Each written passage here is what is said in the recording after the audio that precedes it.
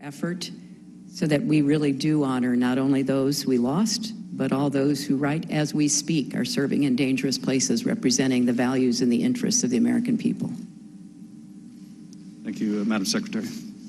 Gentleman from California yields back. I'm going to address a couple of things that he said and then recognize myself. Because he invoked the family members of the four, Madam Secretary, and partially this will be for your benefit also, but I want to specifically address the family members that are here. There is no theory of the prosecution, Mr. Schiff, because there is no prosecution. There's a very big difference between a prosecution where you already have reached a conclusion and you're just trying to prove it to people. This is an investigation, which is why it's so sad that nowhere in that stack that you just put up there, where the emails of Secretary Clinton, the emails of the ambassador, 50,000 pages worth of documents, eyewitnesses, that's the real tragedy. To the family and the friends, when you're told that there have been 7 previous investigations in an ARB, you should immediately ask, why did you miss so many witnesses? Why did you miss so many documents? This is not a prosecution, Mr. Schiff. You and I are both familiar with them.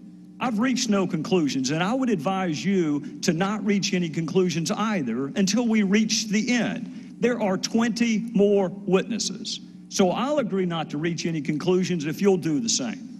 With that, Madam Secretary, regardless of where he ranked in the order of advisors, it is undisputed that a significant number of your emails were to or from a Sidney Blumenthal. Now, he did not work for the State Department.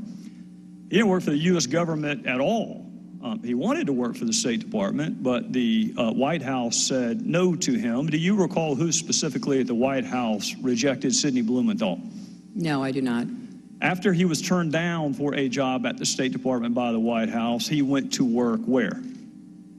I think he had a number of consulting contracts with different entities. Well, if he had a number of them, do you recall any of them? I know that he did some work for my husband. Well, he worked for the Clinton Foundation. That's correct. Okay. He worked for Media Matters. I'm sure he did. He worked for Correct the Record. I'm sure he did. When you were asked about Sidney Blumenthal, you said he was an old friend who sent you unsolicited emails, which you passed on in some instances because you wanted to hear from people outside what you called the bubble.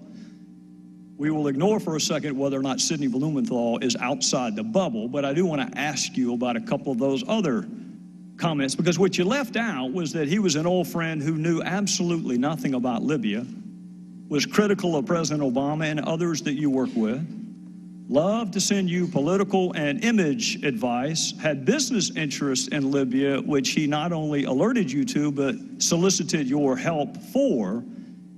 And you often forwarded his emails, but usually only after you redacted out any identifiers so nobody knew where the information was coming from. What does the word unsolicited mean to you? It means that I did not ask him to send me the information that he sent me, and as I have previously stated, some of it I found interesting, some of it I did not, some of it I forwarded, some of it I did not. I did not know anything about any business interests. I thought that, just as I said previously, newspaper articles, journalists, of which he is one, a former journalist, had some interesting insights. And so we took them on board and evaluated them, and some were helpful and others were not. We're going to get to all the points you just made, but I want to start with your public comment that these emails were unsolicited. You wrote to him, "Another keeper, thanks and please keep them coming. Greetings from Kabul and thanks for keeping this stuff coming. Any other info about it? Question mark. What are you hearing now? Question mark. Got it. We'll follow up tomorrow. Anything else to convey? Question mark."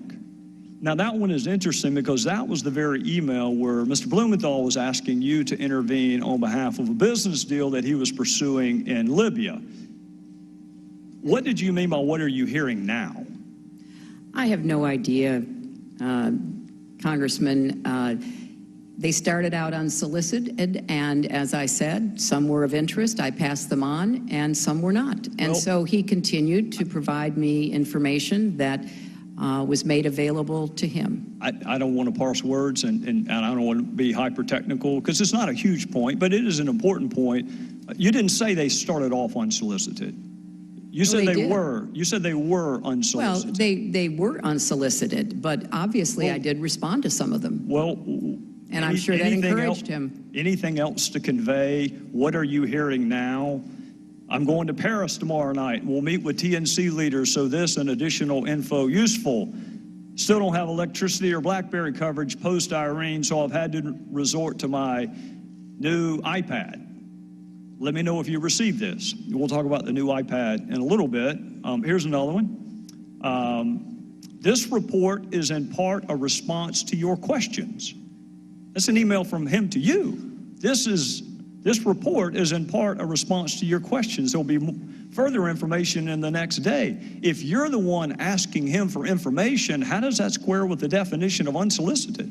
I said it began that way, Mr. Chairman, and I will add that both Chris Stevens and Gene Kretz found some of the information interesting, far more than I could, because they knew some of the characters who were being mentioned, and they were the ones, the kind of persons with the expertise that I asked to evaluate to see whether there was any useful information. We're going to get to that in a second. Now, before you give Mr. Blumenthal too much credit, you agree he didn't write a single one of those cables or memos he sent you.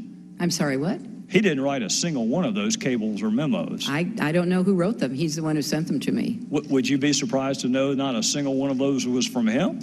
I don't know where he got the information that he was sending to me. Did you ask? You're sending me very specific, detailed intelligence. What is your source? That seems to me like a pretty good question. I did learn later that he was talking to or sharing information from former American intelligence officials. By the name of? Who wrote those cables? I don't recall. I don't know, Mr. Chairman. You had his information passed on to others, but at least on one occasion you asked Ms. Abedine, can you print without any identifiers? Why would you want his name removed?